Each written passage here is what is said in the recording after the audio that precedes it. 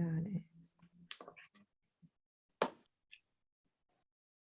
This thing is always on delay.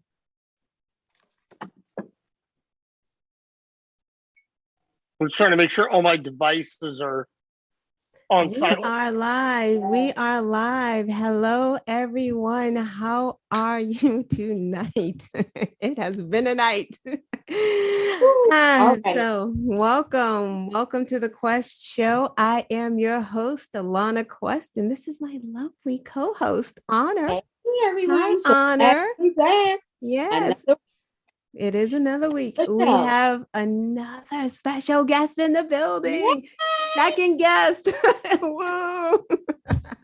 Brent Hennrich. He is a congressional candidate running for our District 3, Washington State. And we're just going to have a little sit-down discussion with Brent. We have interviewed Brent before over on What's Up People News channel 323. So we're not going to go into the whole of the platform. He's going to tell you where you can get his platform, but we're just going to have like a little intimate discussion with Brent without the wine. But before we do that, we're just going to ask you to please subscribe, share, thumbs up this video, and let's get into it, Brent. So I did have a question. I don't know if Honor wants to go first with the question, but what's the toughest part about running? That's what I want to know. I know you guys are having it's tough when you don't have the backing of the big political machine. It is. And the toughest part is I will support you once you're supported. And every single item is a chicken and an egg. And it's, you know, I really want to, but I can't burn the political capital. Or if you would raise some money, I could totally put some money into helping you. It's the constant cycle. So it's a matter of reaching out and talking with locals and with people all over that this race will affect, and getting them to send $20 or $50 or $5, right, so that we can build up a fundraising base where we can show we can fundraise. And from what we've been told is, once you can show you can fundraising is a lot easier because people are willing to then give funds. So, you know, lots of direct social outreach via social media, phone calls, anywhere we go. Aside from when I go into my wife's work, I'm wearing, you know, a shirt with my name on it. My wife's work is not a place to be political.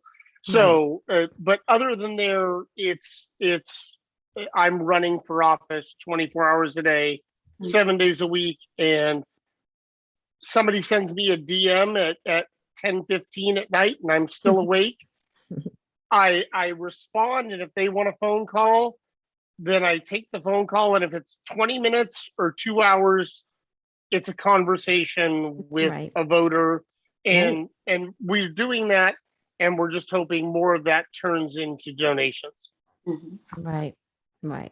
You have a question, Honor, for him? So how is the fundraising going? Well, I don't think it's bad. We have shown growth month over month and quarter over quarter, but we're nowhere on target. We're as of our last why can't I think of it? It's FBC reporting quarter. We were at 25,000. We estimate this race is going to be $4.5 to $5 million. Wow. On our side. So we're not on target for that, but we started our first quarter at $1,800. We did our second quarter at $10,000, our third quarter at $13,000. So we're building, and we're only spending on voter outreach, whether that's bumper stickers or yard signs. But basically, if you want a sticker, you send me a DM with your mailing address, and I put it in an envelope and I send it out. And there's a cost to that. And I'm not saying you have to pay that cost, but we send that out because every sticker on a car that's driving around makes somebody say, who's Brent Hennrich? And hopefully they Google, and hopefully we're just getting more name recognition each time. That's everyone. I'm not a professional politician, but every person says name recognition. Well, you have to have a good message. Right. But name recognition is the name of the game. So the more cars that have a sticker, the more yards that have a sign, no one's voting because they saw a yard sign with your name on it. But if they see 1,000 yard signs with your name on it, they question who you are and they look at you. And then when their ballot comes, they say, oh, I remember looking up that Brent guy and I liked what he stood for. And so I'm going to vote for it. Right. So it's really grassroots. It really is building from the ground up. Right. Getting people, like you said, the name recognition, and then getting people to really take a look at your platform, which is a great one, by the way. Right. Yeah. Thank you. And also, oh, you have a question? Are you still talking? Oh, no. Well, this is actually your question. I didn't want to go too far. I didn't want to go too far from it because it was actually like a segue. But Honor had made a good point the other week. She and I were talking about how you are so good at almost like reach one, teach one. You go back and the younger candidates or the candidates that are just jumping in the race, you are right on top of them and like, helping them through because, you've gotten the hits and the bumps and the bruises, from, we watched you go from your like $300 screaming into the 300 followers screaming in the air, like, hey, people follow me, please donate. Hey, I'm running. Right. And look at you now. Well, let me just say, you found me when I was at 300 followers and had me on, and I can't thank you enough for that. And we started going from there. I've also been very fortunate. I Am Politics Girl. She spent the last 3 months vetting the race, vetting myself, that I am who I said I am, and that the race is what I think it is. And she started being very supportive. But yes, I learned some social media rules early. Dan, if you're listening, thank you. With that, I found other candidates and said, hey, don't run down that path. Hey, try and go here. Hey, reach out to these people because they're willing to talk. And as a new candidate, that's the whole thing is where can we get our name out? Right. Who's willing to talk to us? And you've been great with that. There have been some other people, but it's a matter of we have to get our platform, our voice, our name, all those things out there, and just finding avenues to do that. Right. I was very lucky, but I've tried to lead some other people to that same luck. Yeah. I love that. I love that about you. What do you think is the most rewarding part? Is there a rewarding part? I'm trying to get to the reward of actually being able to help people. But so far, I mean, there's been some of that I've been able to do where people have reached out like, hey, I have this issue or that issue, and I'm not going to speak directly to their personal, but where just being good with a computer and been able to say, hey, call this number and try this. People think that candidates have a lot more power than they do. Right now, I'm just a citizen. My voice is my voice because I'm going against my Republican representative. She doesn't want to hear from me for any reason. Right. So I have kind of a little bit less of a voice, but I have a bigger megaphone with Twitter. And so we can make some noise about things, but just being able to lead people in the right direction, been able to do that a couple times. And that definitely fills the heart and makes you feel good. Like, okay, out of this, I've gotten something done, but nowhere near what we're trying to get done in whole. Yeah. Wow. Yeah. I mean, Yeah, I can see it's tough. Like you guys are really, you can say one thing that someone doesn't agree with, and it's just Mhm. like, oh, they just jump on it. Everyone is an expert on social media. Mhm. Ev- Hmm. Everyone is an expert on social They're media. all constitutional lawyers, epidemiologists, everything else. It doesn't Right. matter the subject of the day. They're all there. No matter what you say, they know more than you. So, you know, have you ever thought about throwing in the towel? Has it No, gotten that? No. no. There, I made I've never said this publicly, Mhm. but when I got in the race, there was a woman that ran for this seat the last two cycles, Carolyn Long, who I donated to, who I admire. I want to do some things differently than she did. Um, I told everyone, my campaign manager, my wife, I want to do this. If Carolyn gets in the race, I will step out. I'm not going to vote split it, and I would fully back her. She's supportive of me. She spent 3 hours on my couch and my dining room table yesterday, uh, scrutinizing my path to victory and helping make notes on it to really help me flip WA3. But with that, she's told me she's not running, but that's been the only thing I can Right. say. That 48 hours ago, before she came over, I said, she sits down and says, Brent, I think I'm going to run. I have to honor it and say I'll get out. And I don't want to do that. But that's been the only time I've ever literally let that thought cross my mind. We've had, abhorrent things said. We've had to put in security cameras because of threats. Oh We've Oh, done these that's things. correct. I mean, you know as a what? cat. It makes sense when you're Oh running yeah, against Republican. Yeah. Like that's just, it's yeah. and none of that ever made me think get out of it. It's been Hmm. more serious talk of how do we do it safely, but it has not been get out of it. The only thing that would get me to get out of it is honoring what I said to get support at the beginning, which is I'm getting into this before I knew Carolyn and didn't know her intentions. And if she was going to go again, it was her venue. We're in Mhm. this 9 months now, or 8 months now. Carolyn is supporting me. There's no reason to think about getting out now. We're in this and we You're are in it. full speed going. You're in it to win it.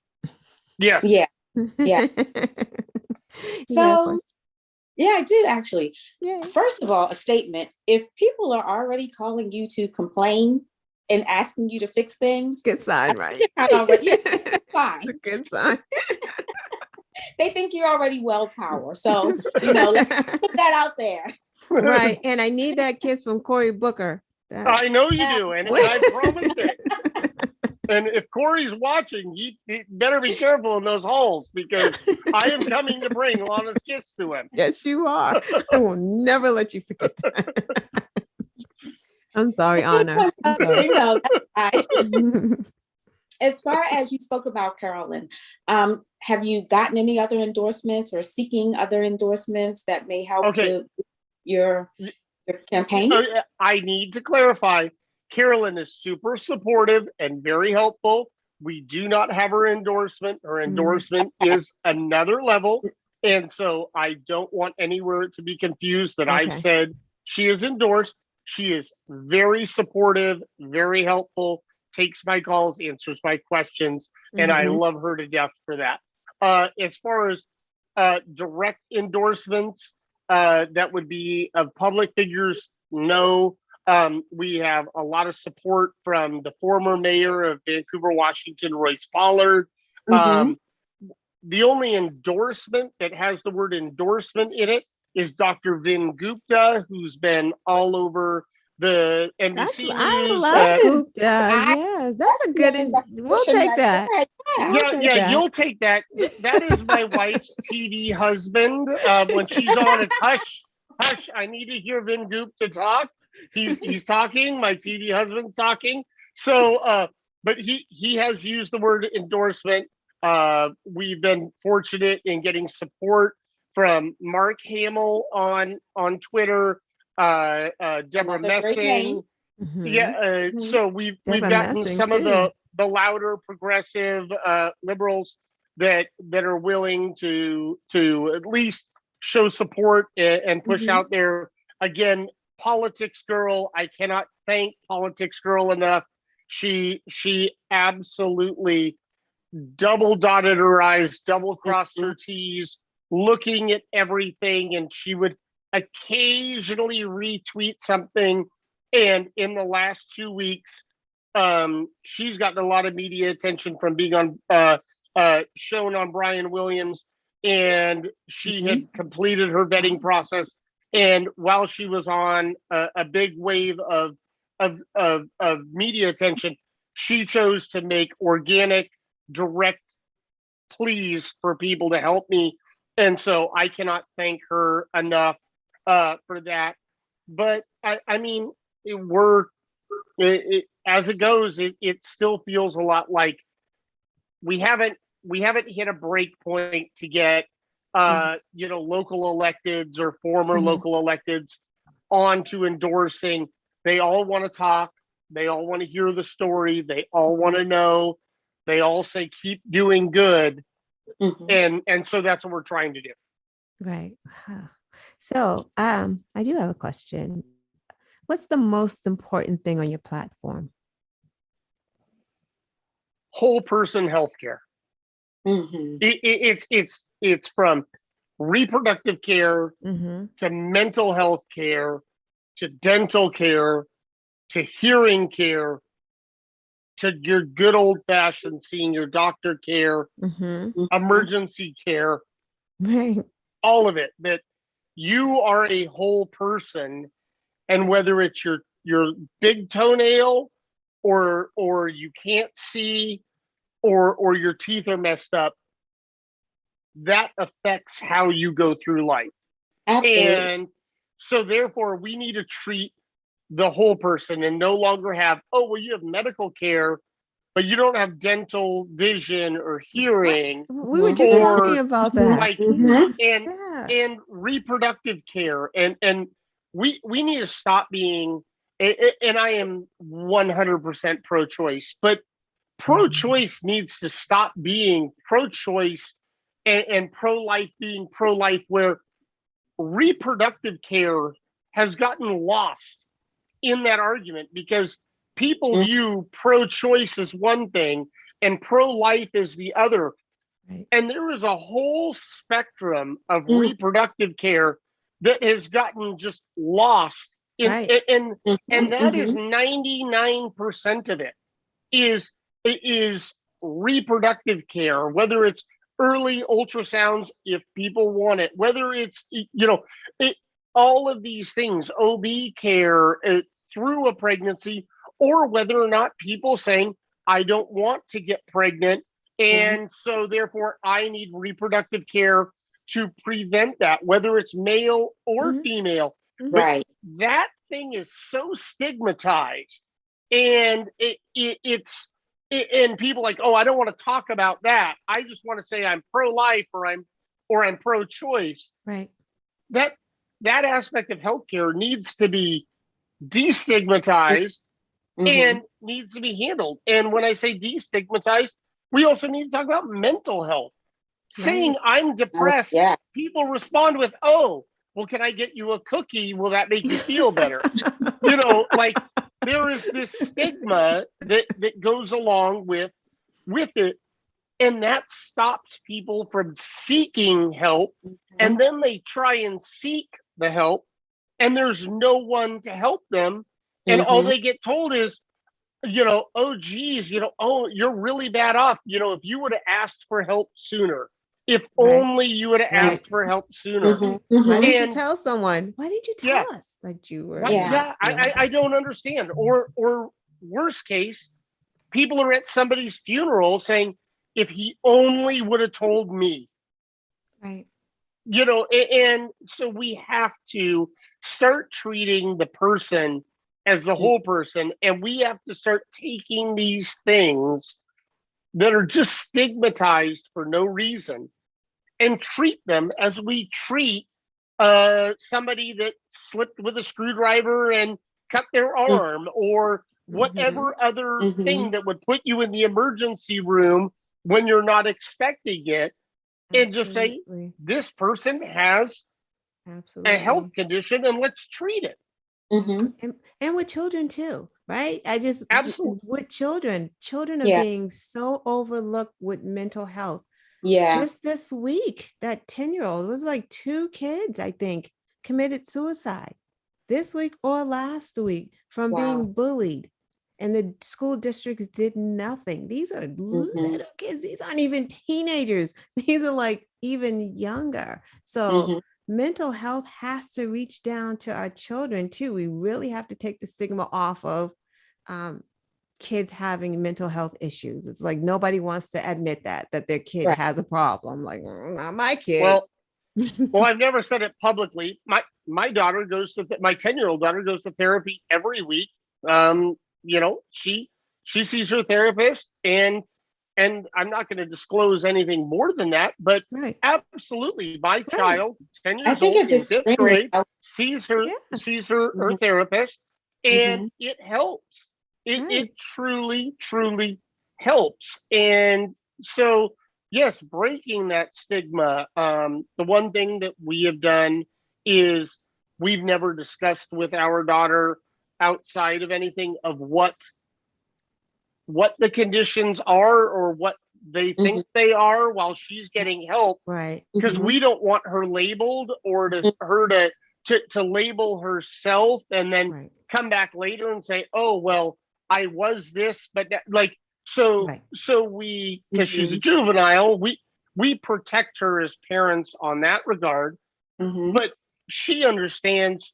She goes to therapy, and she has no issue telling anyone, oh, I'm going to go see my therapist. I can't play right now, because she doesn't know any better. And I say that in a manner that I was raised in a wonderful house with wonderful, loving parents, but I know there were parts of my life where I was influenced by a level of just generic racism that is there from TV shows or not being told this, that now I'm conscious of, and I'm trying to raise better kids. When it comes to mental health stigma, I say, okay, just be open about it.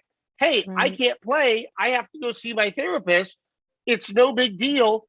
Come home from your therapist, go play. We can't undo last decade or last generation's mistakes, but we can expose them, and we can say we ourselves will do better, and we will raise a generation that's better than our, band-aided, removing stigma. Let's just raise one that doesn't have one.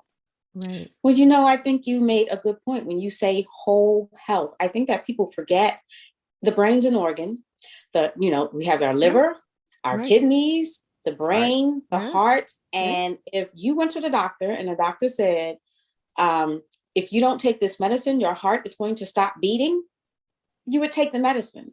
So, going to a therapist or a doctor and they say, well, if you take this medicine, you will, function better. You will have clarity. You will be able to make good life choices, because that is one of the things that a therapist does. It teaches you to cope and adjust to life and have a healthy quality of life. And I think people really kind of need to grasp that. Mental health is so very important. And there's no guarantee that, your brain, just like your heart or your liver or whatever, is going to function at 110%, like we would want it. It's just another organ within the body that sometimes needs some assistance. Well, and I can say from my upbringing, and then what I'm seeing going on with my children and just how things are destigmatizing, is I remember being in grade school and doing something, this or that, and being say, oh, well, that's not normal.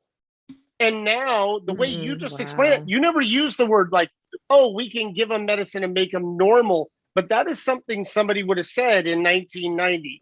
And Right. now it's like all these things, like we are slowly getting better. We are becoming better, but we're still stuck with the healthcare system from the 70s and 60s that just can't seem to catch up with us. Because I've never heard any of my children's teachers say, oh, well, he's not normal, or oh, if he did this, it would be normal. It's if they do this, they will be at grade level. If they do this, it would help them. And so we've removed the word normal, at least in the school system here.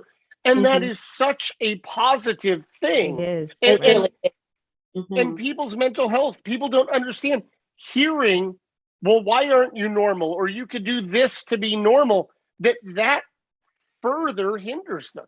Right. Right. So true. No, and you don't have to suffer in silence. Honor's my therapist. She does a good job too. I don't have to talk to myself anymore. I'm like, Are you sure she doesn't have two phones on echo so that you're like, just, really, you're not talking to yourself? Seriously. What do you think the Democrats can do to better their messaging? They're required to. That's what we all do, right? Like, oh, right. My. I don't know. We just need to steal "Let's Go Brandon" and make it positive somehow. It's true. Democrats cannot come up with the 3-word chant unless we come up with it, and it immediately gets stolen and turned against us. And my campaign manager always is joking, we need 3-word chant, 3-word chant. I'm like, we have too much to say. We need adjectives. We have to tell people the whole story, and we get pushed back on 3-word chant. You're right. Whatever it is. Right. And that's the complexity. And that's, if again, I'm shouting her out again because she's so supportive and amazing, but I Am Politics Girl, she will take a 6,000-page bill that they've been debating for 5 weeks on the floor of the House, and she will break it down in 2 minutes to where you understand it. We need more people that think like her to help with messaging, because otherwise we want to fully explain it. We're not good at cutting out everything and say that person's bad. We're going this way. Right. We want to explain. We want to Elizabeth Warren everything. Right. It's just who we are. But you know what? Come on, Katie Porter and a whiteboard. You know that you'll pay to watch that. You're going to get a lot more information. But somebody has been social media killed in the end. It's true. It's true. It's true. I think, I feel like, the White House Communications Department hasn't quite gotten it together. I agree. Because the Biden infrastructure plan really has a lot in it. And they kind of led, in mainstream media helped this, with that top number, instead of saying, hey, there is going to be, the lead water, the lead pipes, that water situation has been an issue for decades at this point. Why not have everybody come on and say, we're fighting, we want to get this through, there's this for this and this, like all Flint, of that. We're coming, Flint. We're when coming, everyone Flint. was kind of tired of hearing about it. I can tell you why. Because I finally figured it out. Because they can squabble over the number and saying we're coming to fix Flint affects Flint and makes all of us that care about Flint go, okay, well, that's taken care of, but doesn't directly affect. Yet when they talk 3 trillion, 1.5 trillion, Mhm. 1.2 trillion. It's such a large thing that you're like, wow, that's a lot. And the Democrats play that number as we're going to do all of this. And Right. the Republicans play it like they're going to spend all of that. Right. And Right. but at the end of the day, the $1.2 trillion on infrastructure makes everyone think of this large thing. And so to say, hey, Flint, we're coming to fix your pipes. And hey, up in Washington, we're going to spend money on new bridges. Hey, for the entire United States, we're going to put money into rail. Everyone thinks, well, is that going to go down my street? Is that going to really hit? They Yeah. do. They Yeah, do. right. Oh, Right. geez, I pay federal taxes, and now Flint's going to get their pipes fixed, and they need that, but I'm going to pay for it, and so it's Right. the top line number. But that's where I was on board with some people saying, don't cut anything in Build Back Better.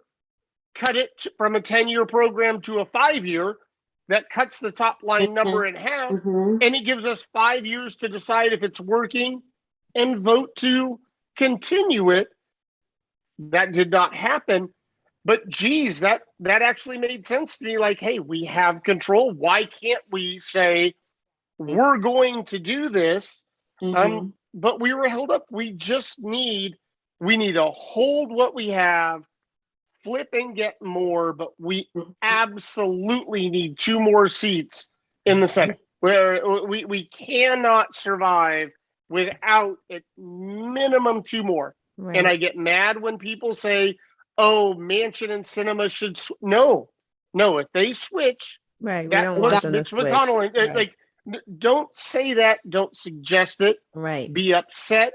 They have their moment. They are in power right now in the Senate. Mhm. Everyone needs to recognize that. Say, what do you want? Right. How do Right. we appease it? How do we go forward and still get what we need? Right. Mhm. And then we need to push and we need to work together and we need to get more seats in the Senate. And right now, I know that they've addressed, I believe it's 5, if not 6, actual winnable seats. And so Okay. we can take one from Marco Rubio in Florida. Ohio has a retiring and has Tim Ryan going. I'm scared what's going to happen to Tim Ryan's House seat now that he's going for a Senate Right. seat. But there are seats that we can get in states that Biden almost won or did Mhm. win that are up for a Senate seat that's a statewide, same as a presidential election would be. So we have to do those. We have seats like mine where Trump won this district by 3.2 points, Ooh, that's which very close. It really is very close. And that vote happened prior to January 6th. And so how the vote split out, how do people feel today? And so we have to go after House seats we can flip, and we have to absolutely mobilize to protect Reverend Raphael Warnock in Right. Georgia. We Yeah. have to. I mean, he just got there, and he has to go through this absolute onslaught again, just as a congressional person. I mean, Right. 2 years in a Senate seat, and he is absolutely back on it. But we have to protect those people, Mhm. and we have to go after and get some of these other ones. You know, we have Mark Kelly in Arizona, and I don't have the whole list memorized, but we have to protect those, and then we have to take some of these ones where people have decided, I'm not MAGA, I'm a Republican, but I'm going to retire. We have to take some of those seats. Right. Wow. Well, we can take seats if we can get our votes all counted. That was the next question. I mean, yeah. hopefully infrastructure is almost done. What are we going to do about the Voting Rights Act and even being able to get that to the floor, to what are we going to do about that? Yeah. What do you think? Think that, yeah. We know you can't do anything. I but- know, Yeah, not yet, I mean, but- I obviously if when I win, it gets brought up. There are two things. A, it didn't get fixed already, and it should have been, and I would vote for it to pass. I am terrified of the damage that can be done if it doesn't get passed soon, because if it gets passed after all the new maps are done, after everything else, they may be able to do a few parts of it, but it's not retroactive. If the states pass and certify bad maps, those bad maps are for the next 10 years. And I don't mean bad for Democrats or bad for Republicans. I mean gerrymandered. Any 5-year-old can look at it and say that doesn't compute. You know, and I am lucky to live in the state of Washington where we have strict rules. We have a 5-person commission, 2 Democrats, 2 Republicans. Together, they vote and choose a chair. Each of the 4 members draws their own maps. They have to work together and submit them to the state legislature to be certified. We have rules on connection that they can't draw a little lineup and come back around, whatever. I mean, there's been districts that are sweeping arcs and they've had valid reasons for them. So we are fortunate here. Unfortunately, for what I'm doing, we aren't affected here by these crazy ideas other than seeing them sensationalized on the news, because we don't have bad districts. We have full vote by mail. We have these things. And so I like to say that Washington's 3rd is red 3.5 because it can be, because we're in a blue state that has expanded Medicaid access. We are in a blue state that totally, honors the spirit of many of these things. So we are on track. I believe it's January 2023. We are going to have a $15.69 minimum wage statewide. That's so campaigning here on, I want a $15 minimum wage federally is kind of like, does this guy not know that we already are going to have it? So, it doesn't work, and it doesn't mean I don't support it, but I can't make a bunch of noise about that because it doesn't resonate here. And that's the same problem with the issues with the voting rights. And I know Patty Murray is for it, and Maria Cantwell, but that's again the disparity, and where it's most needed has representatives that want to make sure they remain representatives, which means they want to make sure they don't vote for it. It's and that is the paradox of American politics. Where it's needed is where the outside has to say it's needed. The people in Louisiana.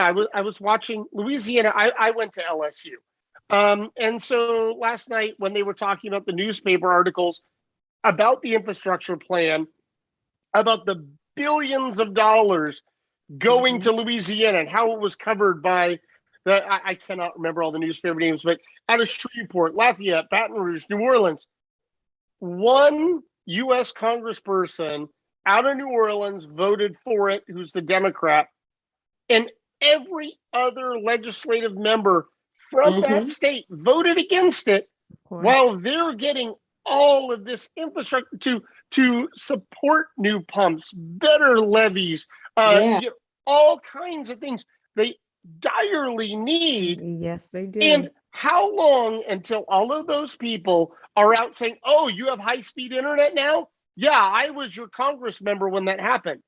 And they're not going to say, oh, and by the way, I voted to make sure you didn't get it. They're just going to say, I was the Congress member when that was passed. Mhm. So these people need to be called out on it for you make a vote against us. The person I'm running against, she voted for the January commission. Then she voted against the select committee. Then she voted for upholding the subpoenas against Mhm. Bannon. And it's like, okay, well, what way is the wind blowing Right, today? She right. And was, then voted against bringing the Voting Rights Act to the floor. yes, oh So yes, like, yeah, but what is it's So like see, happening? Yeah. yeah. it's a matter of, oh, I'm for it, but now it Mhm. seems partisan and I'm against it, but oh man, I got some pushback there, so now I'm going to vote for. Mhm. Oh man, I'm getting pushback there, I better run back. And it's a matter of, what do these people stand for? Do they stand for taking care of their constituents? Are Mhm. they listening to their constituents Right. so they can do what's in their best interest? I Right. understand any Democrat at any time voting against a Democrat bill because the constituents in their area are opposed to it. And same vice versa. Looking at the big picture, but if there's, I understand that. But it's a matter of when you're for it, against it, for it, against it. Oh, I voted for it in committee. I voted against it on the floor, Right. but then it Mhm. came back and I voted for it, but then they tried to, and then I voted. That makes no sense. That's whatever way The the wind blowing. donors are pushing Yeah. you that Yeah. day. Mhm. Right. Mhm. It's Yeah. um and right now I don't have any of those. I don't have, and I don't intend to. I'm just saying that I am reaching out and talking to people about what matters to them, Right. and listening and processing. And there's things I'm inflexible on. No one is going to convince me to vote against a pro-choice bill. No one is going to push me to a level to where I'm like, oh, the Hyde Amendment should be put back in. No, that won't happen. Mhm. That is a moral core Right. issue. Right. So you're barking up the wrong tree. But if it comes to what so many of the bills are, like, hey, yeah, I really feel this, but oh, an overwhelming number of my constituents can say, I feel this other way, and can explain it in a non-selfish, direct, but like, hey, this is the way my area that I Mhm. represent feels, Right. then I have to go with what they feel. Exactly. Wow. Unless it's Trump or the That's former true. guy, because they tend to vote a little. Those Republicans, like some of those Republicans that voted against this bill, and you mentioned Louisiana, Mississippi, they're actually very poor states. And you have the Republicans vote against the interest of their people. Yeah. I cannot believe that the people in Mississippi and Louisiana were saying, no, we don't want any money to come to our state. No, we love driving over these bridges that, are crumbling and things like that. So it's like, for them, again, you said it's the will of the donors, it's the will to stay in power.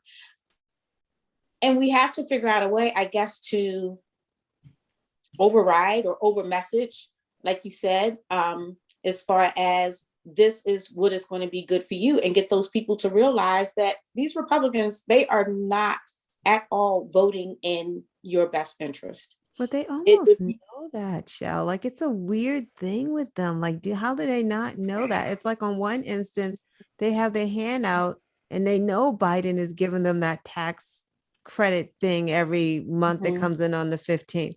They're getting that. And they know Mhm. it's coming from the government. But they still will not ever vote for a Democrat, no matter what you give them. I'm going to say a name. I'm going to say Mhm. a name, and then you can respond. Colin Kaepernick. All right. Yeah. Yeah. Hypocrisy. As Democrats, we've moved on. We're upset, but we're going forward, and they are still using it. Democrats get things done, and then we go on to the next Yeah. thing. While we Mhm. all want Colin back in the NFL and believe he should be given at least a chance to do so, we're fighting the next fight. Right. The Republicans are good at rolling back. So when it becomes election time, it's I was your congressman when this passed, whether I voted for it or not. Right. They're better at that while we're talking about the future. And so we have to learn a little bit of that. Hey, you need to remember what they didn't do tactic, because they will play the whatever while we are just obsessed with what we can get done. They will point out any failure that we had, and they will claim victory on any victory we had, and they will stay there. They want to go back to the 50s, and they want to stay in the past of legislation. And we want to go forward, and our message does not 3-word chant resonate.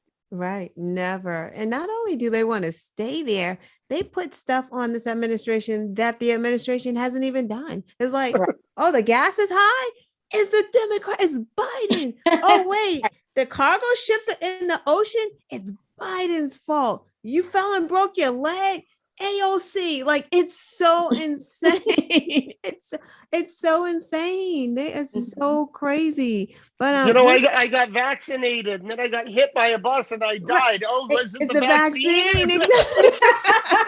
It's so true. It's just like, what in the world? But like you said, Republicans are so great with their messaging, and they say it.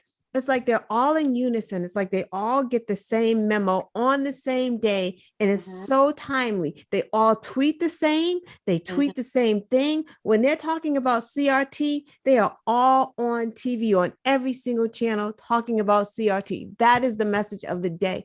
We are all over the place. Big Bird last weekend. Big Bird was trending because they were all mad at Big Bird. Right. How do you end up getting all the back in the 70s too, right? Wait a minute. Some of them probably watched that show. Exactly. And just completely forgot about it. Exactly. Oh God, that's true. Ted Cruz just all day fighting with Big Bird. Just insane. Mr. Potato Head, now it's Big Bird. Now Big Bird is running against him, and he better hope Big Bird doesn't actually win. I would love to have Big Bird. I would love to have Big Bird in the Senate. I would absolutely love that. That would be so amazing. So I have a last question. Do you have a last question before I ask my last question, Honor? No, but I not a question, just a statement. But what you said, Brent, about Republicans going back and recycling messages, we need to have to figure out how to do that in 2022. Ted Cruz still got on a plane to Cancun while his entire state was frozen. I mean, we have to be able to bring those things up. And we don't. You're right. Yeah, we never do. Right. We have to be able to remember and recite and start now of those, senators and House members that did not vote for this infrastructure bill and won't vote for anything else. We have got to get the messaging together for 2022. I'm going to say the thing that no one wants me to say, and I am going to get flamed for this. I am ready for my Twitter to explode. This is Michelle Obama.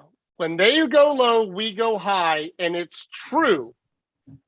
But that's why they win, is because we always look for the high road, because we are the high road people, but they win on fear, and they drum fear, and we are the center of their fear, and we try and take this high road, and I am doing everything I can to do it. But when she said those words and made it clear, it almost opened the door further for them to go even lower, going, oh no, they have heard from one of their champions that we all hold dear, that when they go low, we must go high. That just made it clear for them they can go as low as they want to go, because we are going to stay where in the moral high ground. And so now that's who we are. And we all believe it. We all know it, but we have to admit it and get people to understand it, because they're playing the fear game and we're playing hope. And and we're not all Barack. I can tell you, I don't have it. So there was only one man I've seen that could sell that level of hope, and he did it. And now, okay, so we need to move forward. And I'm not saying going low. I'm just saying maybe we don't need to go as high. Just kind of like we don't need to go down, but we can just keep going. We don't need to go, oh, they went down there, let me really elevate. Right. Yeah, no, we do need a to little go pushback. low. No, if we went low, the Republicans will be off their game. They wouldn't even know how to play the game anymore, right? They would be so. They'll just go lower. They have a lot. You know what? It would be another 3 words. They went low. They went low. I know. You're right. They copied us. It's so we true. did it first. It's so true. So it would be all for naught. Okay. So in closing, I just have one last question. What advice do you have for anyone that's thinking about running for a political office? Think a lot more before you decide to do it. It's walking into a meat grinder to get spit out at a brick wall, and I'm still not sure what happens when you put yourself together on the other side of it, but it's very rewarding. And to be able to talk with people I've never had, I mean, just the diversity of people that are like, oh, you're running, I want 5 minutes of your time, I want 5 hours of your time, I want to talk to you, and I want to tell you about me and what I need you to do to represent me, and talk to it's very fulfilling, and I expect to make it through and to get to DC. But the feeling of people telling you, I need you because you stepped up to represent me, is a lot to take in, but the negative parts of it are a lot that you have to think about. And I thought I had thought about all of them. I certainly hadn't.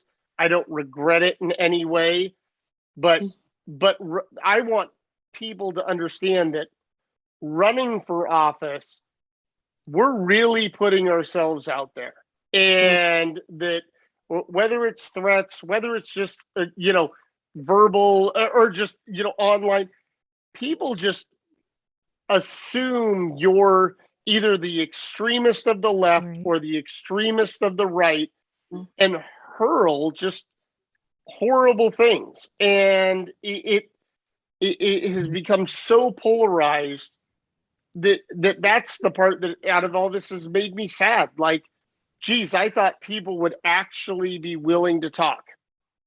And a lot of them are, but a whole lot of them are not. Right. Yeah. Well, I think we have the previous administration to thank for this level of divisiveness and not even wanting to communicate, right? And maybe that is something that can be focused on in 2022. Yeah, well, we kind of together and learn how to talk to each other again. Just learning how to talk to each other again respectfully. I would agree, but I just want to interject with this because I think this is a very important thing to think about. Is the last administration was terrible, but this all started with Newt Gingrich and worked its way going forward, and it hit its maximum level with McConnell and Boner while Obama was president, where it was just simply, we don't care what it is. If Obama will sign it, we won't pass it. Right. And the level of obstructionism created the level of division acceptability. The last administration made that more public in different ways, but McConnell and Boner as the heads of Congress and the legislative branch, they absolutely had built this idea of obstruction versus compromise. And that was not there in any level like that until then. And it 2008, Obama wins, new Congress, has House, has Senate. After the 2010 midterms, when they got control, it was 100% obstruction. And it was 100% everyone blaming everyone else. There was a period of time in there when Congress had a 19% approval rate with a 94% incumbent re-election rate. Everyone said, it's not my congressman, it's yours. Right. And so everything stayed the same and nothing got done. And the last administration just used that in a new way that we weren't used to seeing. And it just brought, a spotlight onto it. Yeah. Okay. Thank you, Brent. That is our time. I love really it. is. I like this. This is so great. Well, I'm one DM away from, I need you here next Wednesday, and I will always come back. I know. I'm so thankful for my early interview, for this interview, for everything of your support. I'm just grateful. Thank you. Hey, while you're talking, tell everyone where they can donate, because every penny counts. Everyone, every penny. Don't matter where you are. You don't have to live in Washington State. Yes. You do have to live in the United States. I am not requesting illegal donations. No, but if you go to BH4C.win, that'll take you directly to my Act Blue page. If you go to BH4C.com, that will take you to my website. These are both just easy social share links that we had made. But yeah, BH4C and .win will take you to donate.com. Will take you to my regular website where you can read more policy positions. Yes. I'm on Twitter @BHennrich.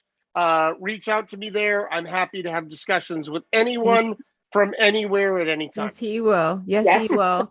And we will put the all of that information in the description. So everyone have a good weekend. Brent, we will see you out there in Twitter world. Yes, we will. Thank you, Anna. Thank you so much for having me. Yes, thank you for coming. Bye-bye. Good night. Thank you. Who are these people? The chat.